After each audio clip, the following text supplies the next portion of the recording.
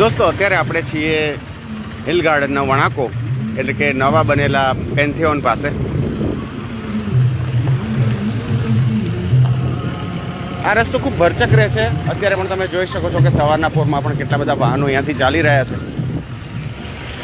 છેલ્લા થોડા વખત પહેલાં આ જ રસ્તા વિશે આપણે એક વિડીયો નાખ્યો હતો અને એ વખતે આપણે એ બતાવ્યું હતું કે આ રસ્તા ઉપર કેટલા બધા ખાડા હતા કે જેથી અહીંયા ચાલવું મુશ્કેલ બની ગયું હતું. એ પછી અહીંયા નવો રસ્તો બનાવવામાં આવ્યો અને નવો રસ્તો એકદમ સરસ સ્મૂધ મજા આવ્યો રસ્તો હતો. પણ તમે જોઈ શકો છો કે માત્ર એકાદ ઇંચના વરસાદમાં જ આ રસ્તાની શું હાલત થઈ છે, એના કાંકરાની શું હાલત થઈ છે, કેવી રીતે આ રસ્તામાં મોટા ખાડા પડી ગયા છે. ખરેખર એ સમજણ નથી પડતી કે નવો બનેલો રસ્તો એક આવો અમથો વરસાદ પણ કેમ નથી ચાલી શકતો. આ રસ્તાની ક્વોલિટી ચેક કોણે કરી હશે? આ રસ્તાને જ્યારે બનાવ્યો હશે ત્યારે કોઈ એન્જિનિયર એને પાસ તો કર્યો હશે કે નહીં કર્યો હોય? અને એ પાસ થયા પછી એના પૈસા રિલીઝ થયા હશે એવું આપણે માનીએ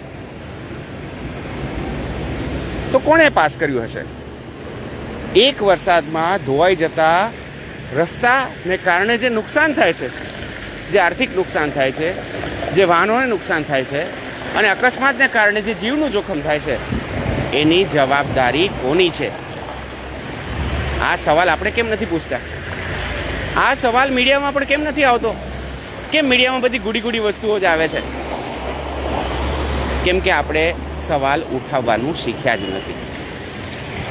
આપણે હંમેશા હાથ જોડવાનું શીખ્યા છીએ. આપણે હંમેશા એવું શીખ્યા છીએ કે મોટાને કંઈ કહેવાય નહીં. અને મોટા કોણ છે તમે જાણો છો? તો દોસ્તો, તમને જો એવું લાગતું હોય કે ખરેખર આ વિશે સવાલ થવો જોઈએ કે ભાઈ આ એક વરસાદમાં કેવી રીતના રસ્તાની હાલત થઈ ગઈ, તો જરૂરથી આ વિડીયો ભુજના લોકો સાથે શેર કરજો અને જરૂરથી આ સવાલ ઉઠાવજો કે માત્ર એક જ વરસાદમાં આવડો મોટો ખાડો પડે એવો રસ્તો કોણે બનાવ્યો? આવા કામ માટે કોણ છે જવાબદાર? Thank you so much.